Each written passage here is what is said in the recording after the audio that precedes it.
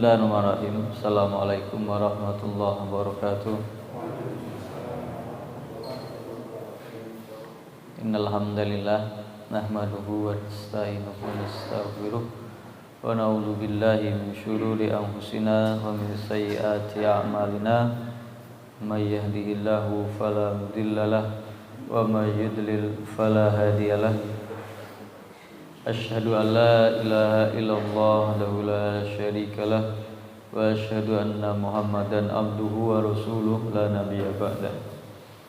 Alhamdulillah, segala puji hanya bagi Allah yang telah melimpahkan nikmatnya, karunia-Nya, hidayahnya, petunjuknya kepada kita semua, sehingga kita menjadi hamba-hamba yang beriman, yang semoga bisa senantiasa tunduk, bersyukur, taat kepada Allah Subhanahu wa ta'ala. Kemudian nikmat-nikmat yang kita rasakan diantaranya adalah kita sudah mendekati bulan Ramadan, bulan mulia, bulan yang penuh keberkahan. Semoga kita tetap diberi hidayah, diberi petunjuk, diberi kesehatan, diberi kemampuan untuk menjalankan segala ketaatan kepada Allah Subhanahu wa ta'ala, amal soleh, amal ibadah, dan bisa maksimal dalam beribadah di bulan Ramadan. Amin ya rabbal alamin. Shalawat dan salam kita sampaikan kepada Nabi kita Muhammad sallallahu alaihi wasallam yang telah menyampaikan risalah ini dengan sebenar-benarnya, dengan sepenuhnya, seluruhnya, tanpa ada yang disembunyikan, tanpa ada yang dikurangi sedikit pun. Alhamdulillah, kita lanjutkan tentang hadis-hadis yang berkaitan dengan bulan Ramadan dan ibadah puasa.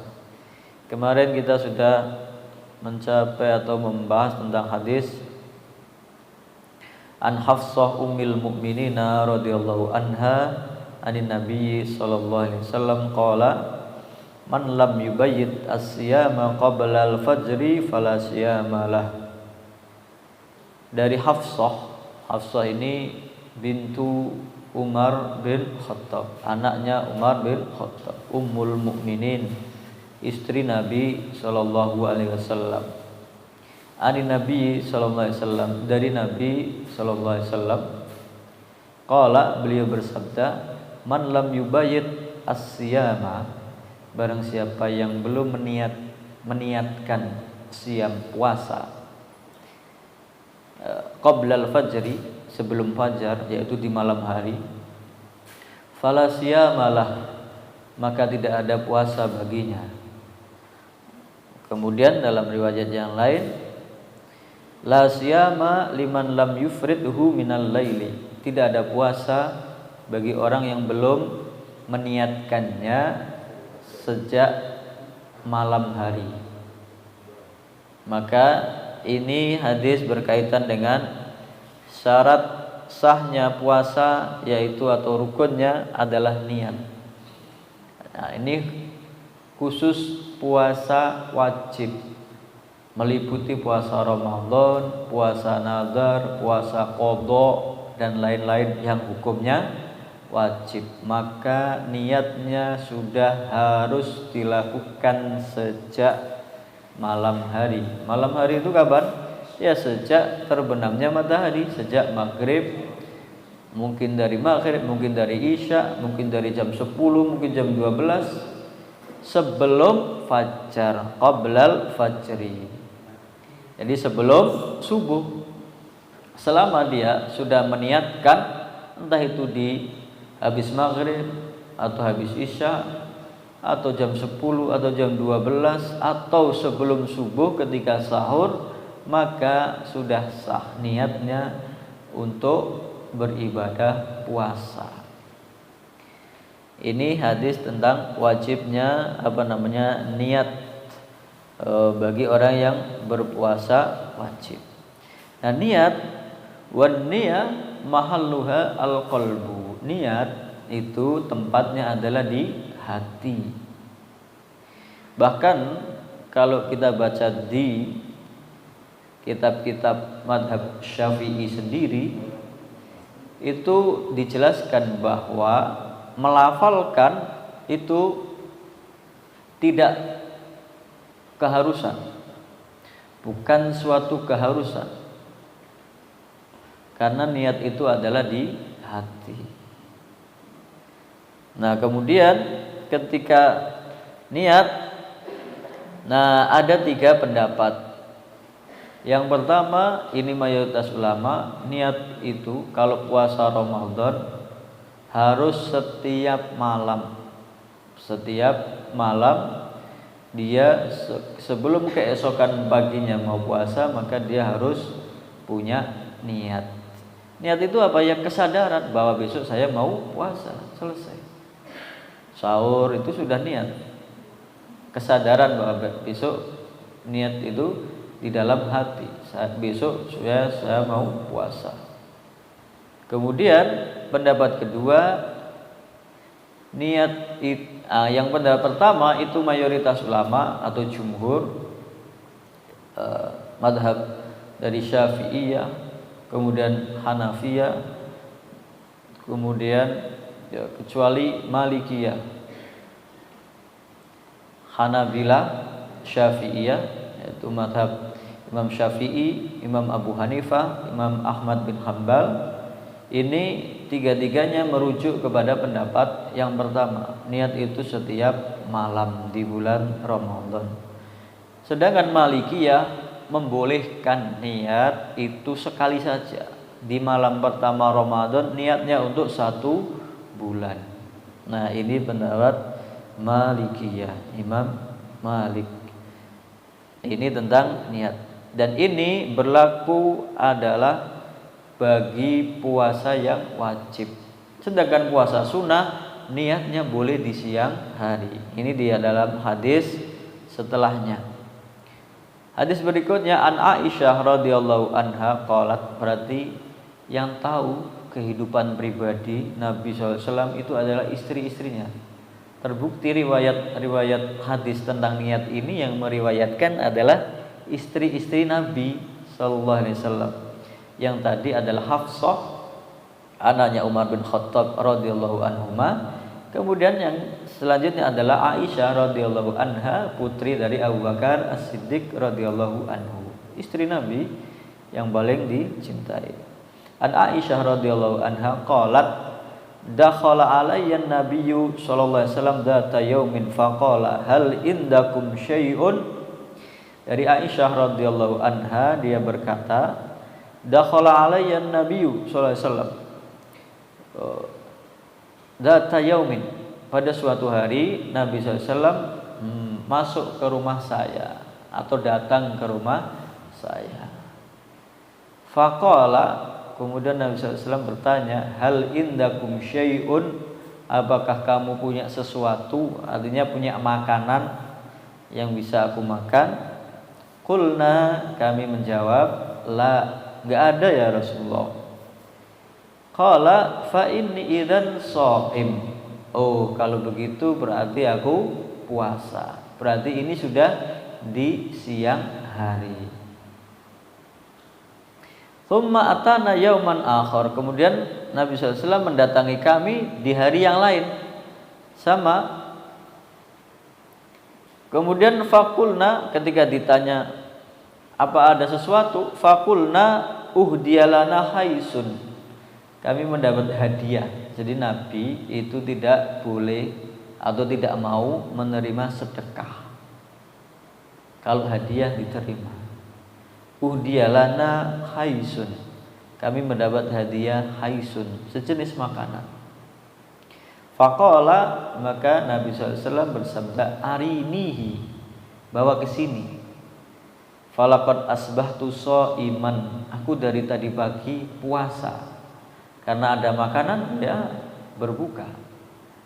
Nah, fa'akala, maka kemudian Nabi memakan makanan tersebut. Padahal dari paginya dia sudah berpuasa. Nah, hadis ini riwayat Muslim. Dari hadis yang kedua ini, dari hadis Aisyah ini, Ini tentang puasa sunnah. Jadi ketika Nabi SAW di siang hari mendatangi rumahnya Aisyah radhiyallahu anha, ditanya apakah ada makanan, maka Aisyah menjawab tidak ada. Maka Nabi SAW menjawab, fa ini idan shaim, kalau begitu aku puasa. Padahal niatnya kalau ada makanan mau makan. Karena nggak ada makanan ya sudah, aku niat puasa. Nah, ini tentang puasa yang sunnah. Begitu juga di hari berikutnya ketika Nabi SAW mendatangi, padahal dari pagi dia belum makan. Ditanya, apakah ada sesuatu? Maka Aisyah menjawab, ada. Kami mendapat hadiah berupa makanan. Maka Nabi SAW bersabda, arinihi, ya bawa ke sini. Kemudian dimakan. Berarti dia membatalkan puasa sunnahnya. Nah, ini tentang puasa sunnah. Yang boleh niatnya di siang hari.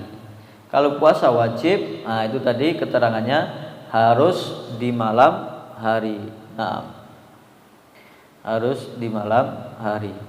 Kemudian namanya ulama itu meneliti sekali. Dipikirkan, ditelaah, diteliti. Lalu bagaimana dengan pahalanya? Dan batasannya. Jadi sebagian ulama ada yang mengatakan batasnya sebelum tergelincirnya matahari atau sebelum duhur. Kalau sudah habis duhur, sudah nggak boleh niat puasa karena sudah kelewatan setengah hari. Tapi pendapat yang kedua boleh, karena di hadis ini nggak ada ketentuan sebelum duhur atau sesudah duhur. Pokoknya selama belum makan ya sudah. Tapi syaratnya dari pagi ya belum melakukan sesuatu yang membatalkan puasa. Belum makan, belum minum, belum berhubungan suami istri. Nah, itu baru kemudian dia niat puasa. Kata sudah makan ya tidak dianggap puasa. Nah, kemudian yang diteliti lagi, didetailkan lagi, pahalanya bagaimana? Sampai mikir pahalanya. Apakah pahalanya itu sehari penuh? Atau kan dihitung dari niat dia puasa sampai maghrib, ya kan?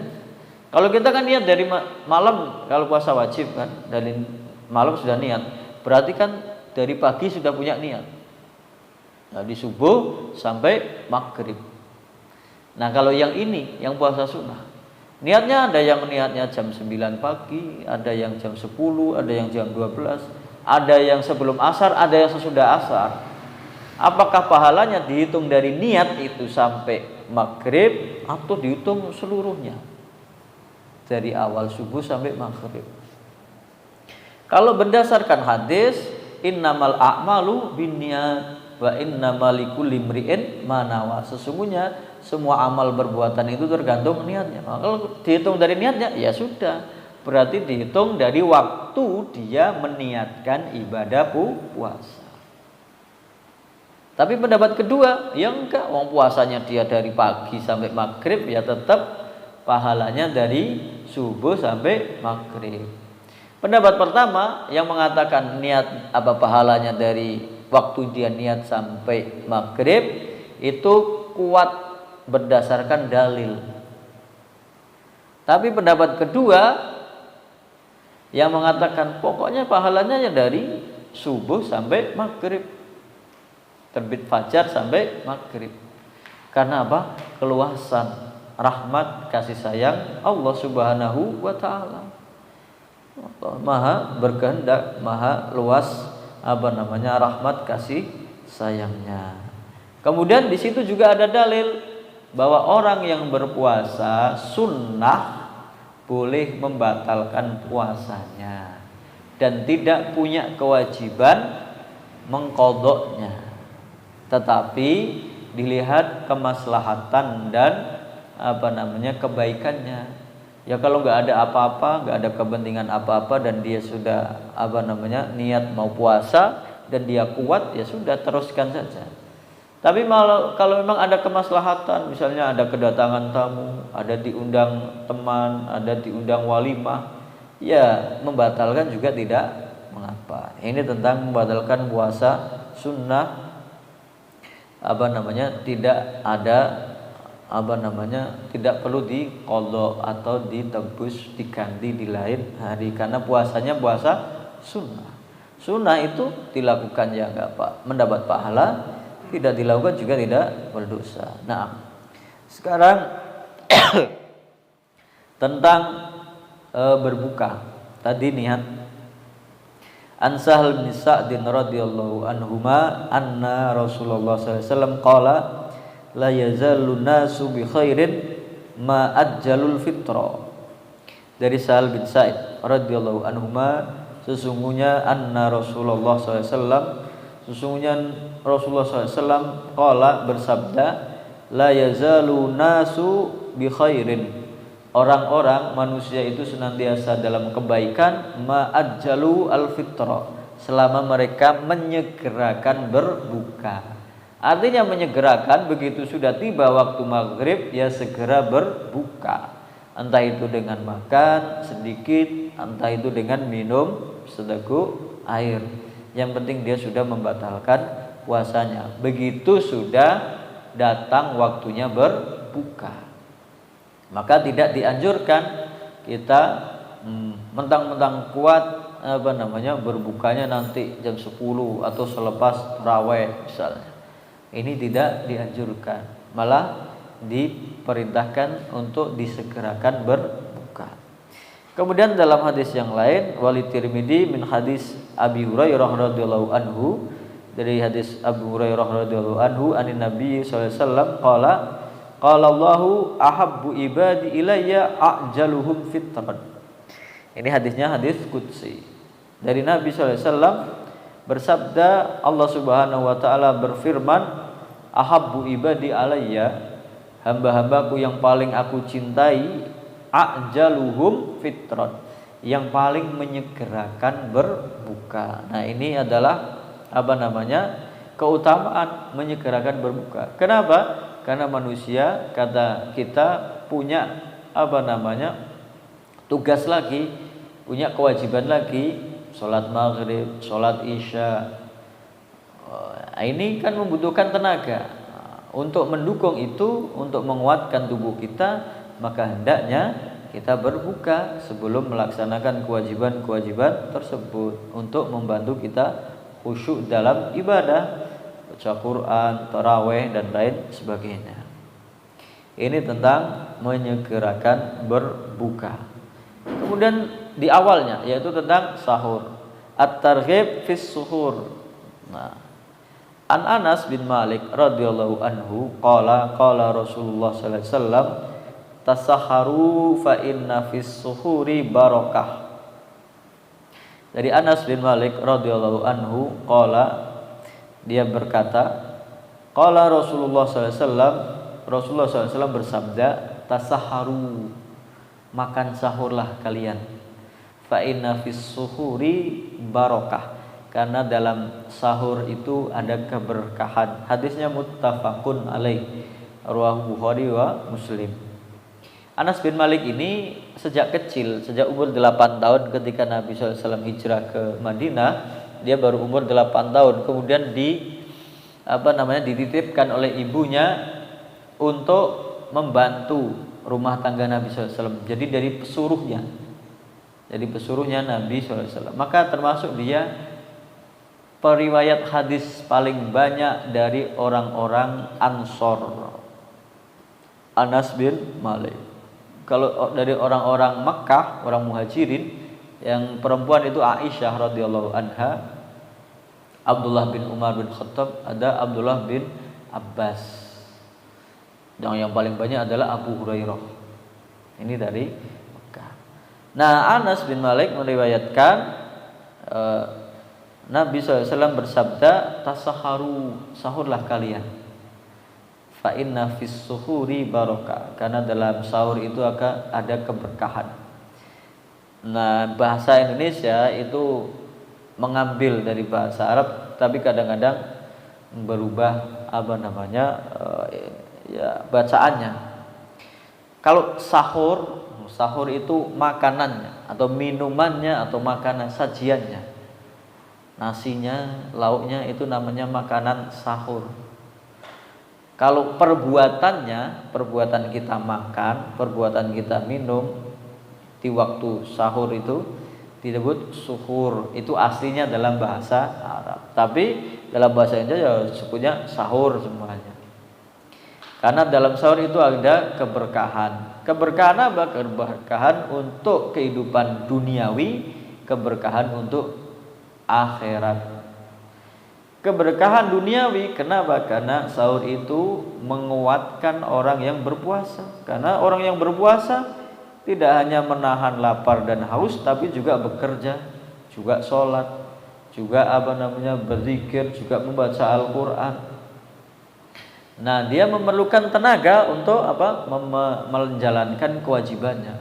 Maka dengan makan sahur itu menjadikan tubuhnya lebih kuat untuk menjalankan ibadah atau menjalankan aktivitasnya sehari-hari. Keberkahan selanjutnya adalah keberkahan akhirat, mendapat pahala. Maka selayaknya, kadang-kadang makan sahur itu kan tidak enak, perut itu masih mual atau enggak enak kalau suruh makan banyak. Tapi hendaknya kalau memang tidak terbiasa makan yang besar, ya sudah, makan sekedarnya. Yang penting ada makanan yang masuk di waktu sahur, karena ada keberkahan di situ. Walaupun sekedar minum air putih, minum teh atau minum susu atau yang lainnya. Yang penting ada makanan yang masuk di waktu sahur untuk mendapat keberkahan dari waktu sahur dan makanan sahur. Demikian juga ketika kita bangun sahur, ada waktu tersisa, maka bisa digunakan untuk sholat sebelum menunggu waktu subuh. Ya, mulai menambah lagi ibadah kepada Allah Subhanahu wa Ta'ala. Kemudian itu tentang sahur dan tentang berbuka. An Salman ibni Amir ad-Dabbi radhiyallahu anhu anin Nabi sallallahu alaihi wasallam qala idza aftara ahadukum falyuftir ala tamrin fa in lam yajid falyuftir ala ma'in fa innahu tahurun. Nah, rawahul khamsah. Dari Salman bin Amir ad-Dabbi dari Nabi sallallahu alaihi wasallam, beliau bersabda, idza aftara ahadukum, kalau salah seorang di antara kalian berbuka, berbuka, fal yuftir ala tamrin, hendaknya dia berbuka dengan kurma. Dalam bahasa Arab kurma itu ya macam-macam. Ada kurma kering yaitu tamr, ada kurma basah yaitu rutob. Nah, fa in lam yajid fal yuftir ala ma'in, kalau enggak ada maka hendaknya dia berbuka dengan air, sekedar minum. Fa innahu tahurun, maka itu mensucikan, mensucikan lambung, mensucikan tubuh, mensucikan energi kita. Ini ajaran Nabi SAW. Jadi nggak ada yang diiklankan di TV-TV itu berbukalah dengan yang manis, itu hadisnya nggak ada. Hadisnya nggak ada. Fal yuftir ala tamrin, hendaknya dia berbuka dengan kurma. Mau manis mau apa ya terserah. Nah, Nabi SAW lebih menyukai rutob karena ini lebih istimewa, lebih kurma yang basah. Kalau nggak ada, ya tamar, kurma kering, kurma yang sudah dikeringkan itu yang kita dapati ini. Nah, kalau nggak ada dengan air. Nah, ternyata Nabi SAW mengajarkan kalau berbuka itu dengan ganjil 3, 5, 7. 3 kurma, 3 butir kurma ketika berbuka dengan air putih. Ternyata di dalam ilmu kesehatan ini sangat cocok. Ketika sepanjang hari tubuh kita itu kosong, tidak kemasukan air, tidak kemasukan makanan, maka untuk mengawali asupan gizi dan makanan itu dicukupkan dengan 3 butir kurma dan air putih atau ya, air minum. Itu untuk mengganti energi yang kita keluarkan sepanjang hari, supaya juga tubuh kita, lambung kita, perut kita tidak kaget dengan langsung makan yang banyak, langsung makan yang besar. Maka Contohnya dari Nabi hanya 3 butir kurma sambil minum air putih. Kemudian sholat maghrib. Nah habis maghrib mungkin bisa makan sekedarnya untuk bisa menguatkan ketika nanti sholat isya dan tarawih. Begitu habis sholat tarawih boleh makan ditambah lagi dengan sekenyangnya atau secukupnya. Nah ini juga ketika diteliti ternyata memang menyehatkan sesuai dengan kebutuhan nutrisi dalam tubuh manusia. Kalori yang terkandung dalam beberapa butir kurma tadi bisa mencukupi atau mengganti energi yang sudah dikeluarkan selama sepanjang hari. Supaya ya jangan begitu berbuka langsung makan 2 piring itu, mau sholat maghrib sudah ngantuk, sudah loyo. Habis maghrib sudah tidur, sholat isya-nya kelewat, tarawih enggak ikut. Nah, karena tidak mengikuti contoh dari Nabi Shallallahu Alaihi Wasallam. Nah kalau enggak ada kurma, karena kita juga bukan penghasil kurma. Kalau ada, ternyata sekarang sebelum puasa saja sudah stok kurma di toko-toko itu sudah banyak. Walaupun kita enggak penghasil kurma, ternyata kita juga bisa menikmati kurma. Kalau enggak ada ya enggak usah dipaksakan, apa adanya, dengan makanan yang ada seadanya, yang ada dalam hidangan di rumah kita. Nah, tentang berbuka. Kemudian, nah ini tentang puasa wisol, dalam bahasa kita ngebleng. An Abi Hurairah radhiyallahu anhu qala naha Rasulullah sallallahu alaihi wasallam anil wisol. Faqala rajulun minal muslimin fa innaka ya Rasulullah tuwasil. Qala wa ayyukum misli inni abitu yut'imuni rabbi wa yasqini.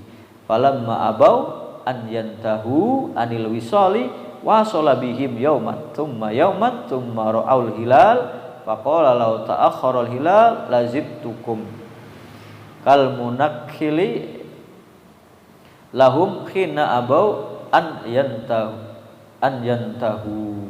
Hadisnya muttafaqun alaih, rawahu Bukhari dan Muslim. Dari Abu Hurairah radhiyallahu anhu, dia berkata, naha Rasulullah SAW. Rasulullah SAW melarang, naha anil wisol, dari puasa wisol, nyambung. Jadi nggak ada berbuka. Puasa seharian, maghrib nggak ada buka, sahur nggak, besoknya lanjut puasa lagi. Kita kan ngebleng, puasa lanjut. Jadi naha Rasulullah SAW anil wisol. Nabi SAW melarang dari puasa wisol, ngebleng tadi. Faqala rajulun minal muslimin, ada salah seorang sahabat, ada salah seorang dari orang Islam bertanya kepada Rasulullah SAW, fa innaka ya Rasulullah tuwasil, tapi engkau ya Rasulullah, engkau kan puasa wisol, engkau enggak, kadang-kadang puasa enggak buka, enggak sahur, besoknya lanjut puasa lagi. Maka Nabi SAW bersabda, qala wa ayyukum misli. Kamu itu, apakah kamu sama denganku? Enggak, kamu enggak sama dengan aku. Inni abitu, aku itu tidur, yut'imuni rabbi wa yaskini. Aku tidur, itu diberi makanan oleh Tuhanku dan diberi minuman. Falamma abau, mereka enggak mau. Kalau engkau puasa wisol ya kami tetap ngikut. Falamma abau, mereka enggak mau berhenti dari puasa wisol, anjantahu anil wisol wa sholabihim. Maka Nabi SAW mengajak mereka puasa wisol. Ya udah, ditantang sekalian, sehari, lanjut besoknya sehari lagi, sampai besoknya sehari lagi, sampai habis bulannya, kemudian berhenti.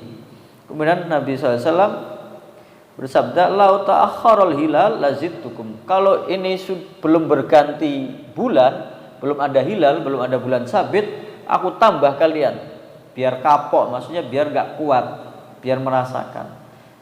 Karena beda antara Nabi Shallallahu Alaihi Wasallam dengan kita yang manusia biasa. Tapi di sini pemaknaan dari inni abi tuyut imuni rabbi wa yaskini, sesungguhnya aku tidur,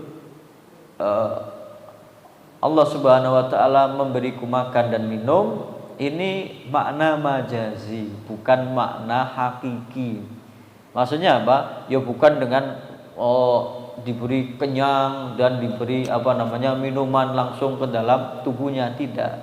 Maksudnya Nabi Shallallahu Alaihi Wasallam itu dengan zikirnya, dengan munajatnya kepada Allah Subhanahu Wa Taala, dengan ibadahnya merasa dekat dengan Allah Subhanahu Wa Taala, bisa menambah kekuatan dalam tubuhnya, jasmaninya untuk beribadah kepada Allah Subhanahu wa Ta'ala. Beda dengan kita yang manusia biasa. Belum bisa seperti itu. Maka puasa wisol ini dilarang dalam hadis ini. Rasulullah SAW anil wisol. Tapi ada 3 pendapat. Yang pertama, puasa wisol itu haram karena bisa dilarang oleh Nabi SAW. Tapi ada yang tetap merinci. Yang kedua, puasa wisol itu boleh bagi yang mampu, yang kuat, boleh. Yang ketiga, puasa wisol itu boleh tapi tetap sahur. Jadi mungkin di maghrib, isya nggak makan, di waktu sahur dia makan. Nah, ini ada yang mengatakan boleh seperti ini. Nah, tapi dari hadis tadi mengatakan bahwa Nabi SAW melarang umatnya untuk puasa wisol. Karena dalam hadis yang lain Nabi membatasi antara puasa ini, antara terbit fajar subuh sampai maghrib. Nabi SAW bersabda, idza aqbalal lailu min hahuna wa adbaron naharu min hahuna wa gharabati syamsu faqad aftara as-shaim. Ketika malam telah habis, yaitu terbit fajar, kemudian sampai siangnya habis, tenggelam matahari, faqad aftara as-shaim, maka hendaknya orang yang berpuasa berbuka. Nah, ini juga membatasi bahwa puasa itu ya antara terbit fajar sampai tenggelamnya matahari waktu maghrib. Nah, wisol dilarang oleh Nabi Shallallahu Alaihi Wasallam. Nah, kemudian hadis berikutnya bahwa puasa tidak hanya tentang makan dan minum, tentang menahan diri dari makan dan minum dan berhubungan suami istri, tapi menahan seluruh anggota tubuh kita. Wa anhu. Nah, ini berarti dari Abu Hurairah radhiyallahu anhu. Karena hadis yang tadi dari Abu Hurairah. Wa anhu qala, dari Abu Hurairah radhiyallahu anhu, qala, dia berkata, qala Rasulullah SAW, Rasulullah SAW bersabda, man lam yada qaula zur wal amal bihi wal jahla falaisa lillahi hajatun fi an yada'a ta'amahu wa syarabahu. Rawahul Bukhari wa Abu Dawud. Dari Abu Hurairah radhiyallahu anhu, dia berkata, Rasulullah SAW bersabda, barang siapa lam yada, yang tidak meninggalkan qaulaz zur, perkataan yang buruk, wal amal bihi, dan perbuatan demikian, perbuatan buruk, perbuatan maksiat, wal jahla, dan kebodohan, falaisa lillahi, maka tidak ada bagi Allah hajatun, Allah enggak butuh, fi an yada ta'amahu wa syarabah, Allah Subhanahu wa taala tidak membutuhkan orang itu untuk meninggalkan makan dan minumnya, percuma.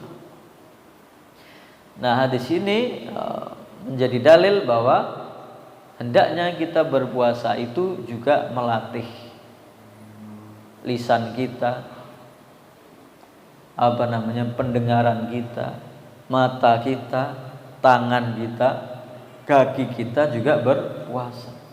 Barang siapa yang tidak meninggalkan perkataan qaulaz zur, perkataan yang buruk, sumpah palsu, berbohong, berselisih paham, bertengkar, mencaci maki, kemudian wal amal bihi, dan perbuatan seperti itu, menyakiti orang lain, menzalimi orang lain, mengganggu orang lain, mengambil harta orang lain, mencuri, menganiaya, merugikan orang lain, wal jahla, kebodohan. Kebodohan itu apa? Orang yang tidak bisa mengambil manfaat dari apa yang dia miliki. Perbuatannya itu yang sia-sia, perbuatannya itu yang merugikan dirinya sendiri dan orang lain. Itu yang namanya orang bodoh. Falaisa lillahi, maka Allah Subhanahu wa taala tidak butuh kepada orang itu untuk meninggalkan makan dan minumnya. Nah, hadis ini menjelaskan bahwa kalau kita berpuasa, menahan lapar, menahan haus, tapi lisan kita, ucapan kita, mata kita, telinga kita masih bermaksiat kepada Allah Subhanahu wa taala, nah pahala puasa kita bisa dikatakan tidak sempurna, bisa dikatakan berkurang, bisa dikatakan hilang, bisa dikatakan sia-sia.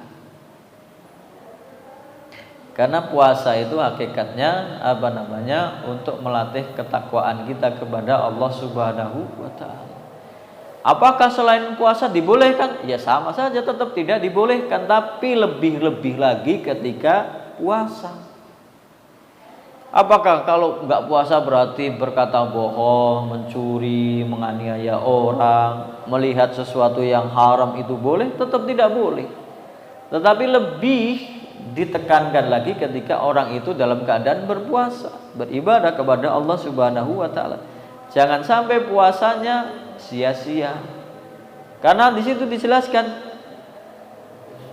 falaisa lillahi hajatun fi an yada'a ta'amahu wa syaraba. Allah enggak butuh bagi orang itu untuk meninggalkan makan dan minumnya. Berarti makan dan minumnya menjadi sia-sia gara-gara dia tidak meninggalkan kemaksiatan yang dilakukan oleh anggota tubuhnya. Nah, ini adalah tentang bahwa puasa itu tidak sekedar menahan lapar dan haus saja, tapi juga menahan emosi, menahan ucapan, pandangan, pendengaran, dan perbuatan dari hal-hal yang melanggar perintah Allah Subhanahu wa taala. Nah, ini ya, supaya puasa kita itu diterima di sisi Allah Subhanahu wa taala, supaya puasa kita itu punya nilai ibadah, puasa kita tidak sia-sia. Mungkin ini kita jeda sebentar untuk azan, nanti kita lanjutkan. Wallahu taala. Alhamdulillah, kita lanjutkan. Kita ke pembahasan berikutnya, hukmul qublah wal mubasyarah lis-shaim. Hukum suami istri, suami mencium istrinya atau istri mencium suaminya. Wal mubasyarah, bersentuhan, bermesraan bagi orang yang berpuasa. An Aisyah radhiyallahu anha qalat kana Rasulullah sallallahu alaihi wasallam yuqabbilu wa huwa shaim wa yubashshiru wa huwa shaim walakinnahu amlakakum liirbihi. Hadisnya muttafaqun alaih. Nah, wazada fi riwayah, di riwayat yang lain ditambah fi Ramadan, dalam puasa Ramadan. Dari Aisyah radhiyallahu anha qalat, dia berkata, kana Rasulullah sallallahu SAW itu kana yuqabbilu, dia mencium istrinya, wa huwa shaim, dalam keadaan puasa. Wa yubashiru wa huwa shaim, dia menyentuh istrinya, bercanda, bermesraan, tapi dalam keadaan puasa. berarti ini tidak membatalkan puasa. Walakinnahu amlakakum liirbi, tetapi dia adalah orang yang paling kuat untuk menahan hawa nafsunya, bisa mengendalikan hawa nafsunya. Maka barang siapa yang bercanda dengan istrinya, mencium anaknya, mencium istrinya, tidak membatalkan puasa. Nah, kemudian Aisyah radhiyallahu anha pernah ditanya, Sa'altu dari Hakim bin Iqal, dia berkata Sa'altu Aisyah, dia bertanya kepada Aisyah yang meriwayatkan hadis ini, ma yuharrimu alayya min imraati wa ana shaim, apa yang diharamkan bagiku dari istriku ketika aku sedang puasa? Qalat farjuha. Aisyah radhiyallahu anha menjawab, hanya kemaluannya. Kamu boleh bermesraan, berciuman selama tidak membatalkan puasa. Yang dilarang adalah melakukan hubungan suami istri. Ini tentang hukum mencium istri atau suami. Yang kedua, hadis tentang ini hal-hal yang diperkirakan membatalkan puasa. Yang selanjutnya yaitu tentang hijamah, berbekam. An Ibni Abbas, ini hadisnya ada 3, satu pembahasan ada 3. An Ibni Abbas radhiyallahu anhuma anna Nabiyya sallallahu alaihi wasallam ihtajama wa huwa muhrimun wa ihtajama wa huwa shaimun, rahul Bukhari. Dari Ibnu Abbas radhiyallahu anhuma, sesungguhnya Nabi sallallahu alaihi wasallam berbekam dalam keadaan muhrim. Muhrim itu orang yang pakai pakaian ihram, entah itu umroh atau haji. Kalau yang tidak boleh dinikahi namanya mahram, tapi dalam bahasa Indonesia balik. Muhrim itu yang tidak boleh dinikahi, padahal dalam bahasa Arab muhrim itu yang pakai pakaian ihram. Nabi SAW berbekam dalam keadaan ihram, entah itu umroh atau haji. Wahtajama wa huwa shaim, dan dia berbekam dalam keadaan berpuasa. Hadisnya riwayat Bukhari. Ini hadis pertama. Berarti berbekam tidak membatalkan puasa. Hadis yang kedua, An Shaddad bin Aus radhiyallahu anhu anna Rasulullah sallallahu alaihi wasallam ata'ala rajulin bil Baqi. Nabi sallallahu alaihi wasallam mendatangi seseorang di Baqi. Wa huwa yahtajimu fi Ramadan, dia sedang dibekam oleh orang lain di bulan Ramadan, puasa. Faqala aftara al-hajim wal mahjum. Orang yang dibekam dan yang membekam itu batal puasanya. Nah, tapi hadis ini rawahul khamsah kecuali Tirmidzi. Kemudian hadis yang ketiga, An Anas bin Malik qala awwalu ma kurihat al-hijamah lis-shaim. Dari Anas bin Malik tadi, sahabat yang sejak kecil bersama Nabi SAW. Awalnya berbekam itu kurihat, dibenci, dilarang, lis-shaim, bagi orang yang sedang berpuasa. Sesungguhnya anna Ja'far bin Abi Thalib ihtajama wa huwa shaim. Sesungguhnya Ja'far bin Abi Thalib, berarti saudaranya Ali bin Abi Thalib, itu berbekam dalam keadaan puasa. Famarra bihi Nabi sallallahu alaihi wasallam faqala aftara hadani. Kemudian Nabi SAW melewati orang ini, Ja'far ini yang sedang berbekam. Kemudian Nabi SAW bersabda aftara hadani. Dua orang ini batal puasanya, yaitu yang membekam dan yang dibekam.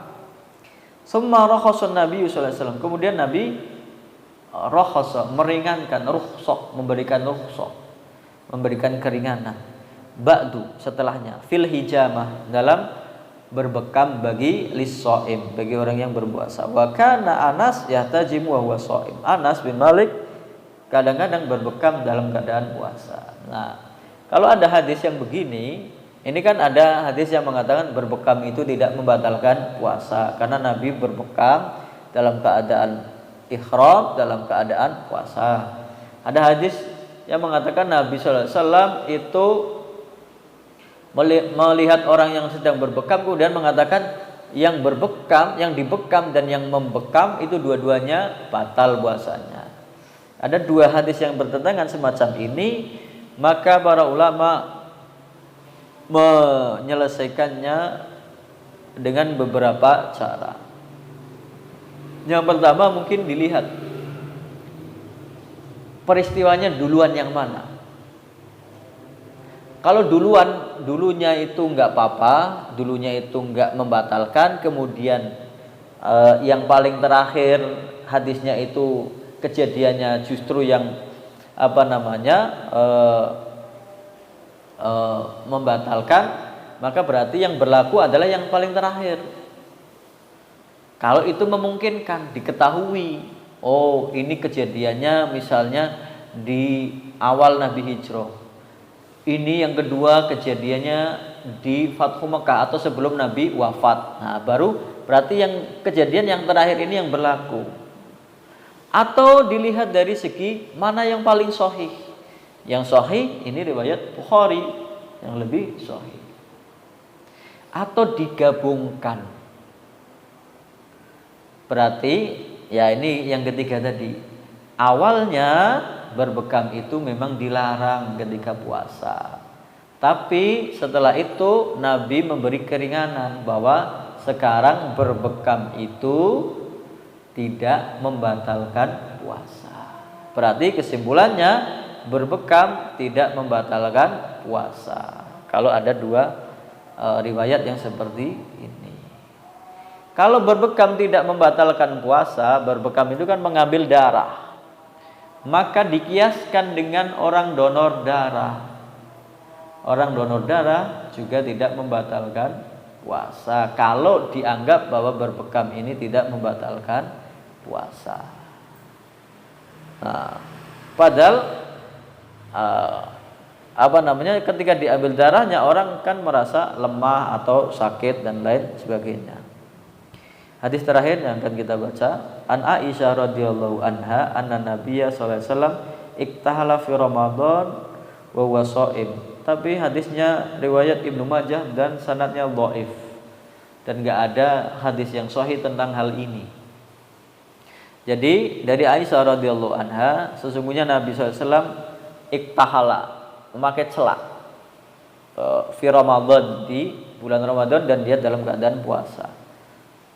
Berarti kan celak tidak membatalkan puasa. Tapi hadisnya dhaif. Tapi juga tidak ada hadis yang mengatakan bercelak itu membatalkan puasa. Dan umumnya kalau nggak ada membatalkan, nggak ada keterangan yang membatalkan, berarti dianggap tidak membatalkan. Kalau ini dikiaskan dengan yang sekarang modern, berarti orang memakai tetes mata tidak juga membatalkan puasa. Karena dia bukan makanan dan tidak semisal dengan makanan. Memakai obat tetes mata karena yang dia tetesi adalah mata. Beda dengan mungkin ke hidung, atau ke mulut dan lain sebagainya. Nah, ini tentang bercelak. Hadisnya dhaif, tidak bisa dijadikan hujjah, tapi tidak juga ada larangan orang berbekam bercelak ketika sedang puasa. Yang ada adalah ketika kumur-kumur wa balik fil istinsyaq illa an takuna shaiman. Berlebih-lebihlah ketika memasukkan air di dalam hidung ketika berwudu. Menyedot kemudian keluarkan ketika berwudu di luar puasa illa an takuna shaiman, kecuali kalau berwudu. Kalau berpuasa sekedarnya. Nah, sekedarnya. Tidak juga membatalkan puasa kalau sekedarnya. Nah, wallahu taala a'lam. Mungkin ini yang bisa kita bahas. Hal min soal, silakan kalau ada pertanyaan. Fadhol. Nah, suap itu dia memasukkan alat ke dalam hidung sampai dalam lah. Tapi kan dia tidak memasukkan nutrisi, tidak memasukkan makanan atau nutrisi atau cairan atau benda yang bisa dijadikan untuk dianggap sebagai makanan. maka kalau itu tidak memberikan makanan atau asupan nutrisi, maka dianggap tidak membatalkan puasa. Karena dia cuma malah mengambil. Dia kan mengambil sampel. Allah taala. Jadi tidak. Menurut pendapat ini mungkin tidak. Karena dia bukan yang membatalkan, itu dia menambah sesuatu ke dalam tubuh kita atau memasukkan sesuatu zat ke dalam tubuh kita, menambahkan. Nah, ini kan cuma mengambil. Nah, vaksin, kalau ulama kontemporer mengatakan obat, suntikan apapun itu, kalau isinya bukan nutrisi, kan ada obat macam-macam. Yang nutrisi kan kayak vitamin, kayak infus, itu kan nutrisi untuk mengganti energi atau untuk mengganti glukosa dan lain sebagainya. Nah, kalau isinya bukan nutrisi, misalnya kayak antibiotik, itu kan bukan untuk makanan, tetapi cairan isinya obat. Nah, ada yang berpendapat kalau itu bukan nutrisi, maka tidak membatalkan puasa, termasuk vaksin. Nah, ini secara kedokteran. Ya mungkin namanya fikih banyak pendapat, tapi yang salah satu yang pernah saya dengar, kalau itu bukan nutrisi, ya tidak membatalkan puasa. Allah taala alam. Tapi untuk menghindari khilaf, kan bisa vaksinnya di malam hari, enggak apa-apa. Yang penting ada penerangan, enggak salah nyuntik. Nah, Allah taala. Ada lagi?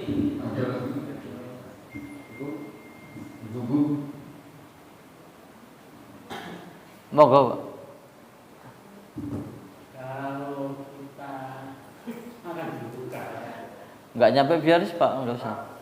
Nggih, Pak, monggo. kalau kita akan dibuka, Nggih. kadang-kadang kan mendengar sholawat itu. Sholawat, nggih. Terlanjur buka itu batal apa enggak? Waduh. Wong masih sholawat ya harusnya belum buka. Kita kan kadang-kadang tergesa-gesa. Dengan sholawat itu artinya. Wah. Nah, itu nanti sebenarnya itu hadis itu tentang hadis yang berikutnya, itu batasan berikutnya. Apakah itu dianggap lupa atau tidak? Ya. Dianggap lupa atau tidak. Kalau itu dianggap sebagai orang yang lupa, maka tidak membatalkan puasa. Naam. An Abi Hurairah radhiyallahu anhu qala Rasulullah sallallahu alaihi wasallam, man nasiya wa huwa shaim fa akala aw syariba falyutima shaumahu fa inna at'amahu Allahu wa saqahu. Hadisnya muttafaqun alaih. Barang siapa yang lupa ketika dia berpuasa kemudian makan atau minum, hendaknya dia menyempurnakan, lanjutkan puasanya, tidak batal. Fa inna at'amahu Allahu wa saqahu. Sesungguhnya Allah Subhanahu wa taala memberi makan dan minum dia kalau lupa. Nah, makanya hati-hati, kalau perlu sampai dari sekarang radionya itu dibenerin, dengarkan adzan sebelum buka. Biasanya kan tergesa-gesa dari belakang. Pendengar itu Makanya kalau yang enak itu kalau menjelang berbuka itu ya diusahakan ngaji atau apa, tenang di rumah. Kadang-kadang kan kita itu diajari budaya yang bukan sesuai dengan tuntunan Islam. Ada istilah ngabuburit atau apa, menjelang puasa jalan-jalan kemana gitu. Itu enggak dianjurkan. Yang dianjurkan itu sebelum buka yang ngaji, duduk di rumah enggak mikirin apa-apa, nunggu waktu berbuka dengan ibadah, berzikir, baca Quran. Sudah. Lah, ketika sudah waktu adzan tenang, enggak terburu-buru. Kecuali orang yang memang kerja kesorean, ya kan, pulangnya sore. Nah, ini memang ya termasuk orang yang lupa. Tapi kadang dulu Pak ada ketika di akhir puasa, hari terakhir ini di tempat saya, yaitu Simba-Simba yang dulu, kalau sudah asar itu malah berbuka sengaja. Oh berarti ini udah boleh kok, sudah ganti tanggal gitu. Padahal belum boleh. Itu di hari yang terakhir, nggak tahu keyakinan dari mana. Wah ini kan sudah kan hilale wis ketok, padahal kan belum turun, ya kan? Ya ada yang model seperti itu, tapi itu nggak boleh, nggak boleh. Di hari terakhir itu nggak boleh juga. Ya namanya puasa ya sampai maghrib, sampai matahari terbenam. Nah, Allah Taala a'lam. Nah, puasa ini ya banyak sekali apa namanya sisi prakteknya, nah, masalahnya. Allah Taala a'lam. Ada lagi? Nggak ada.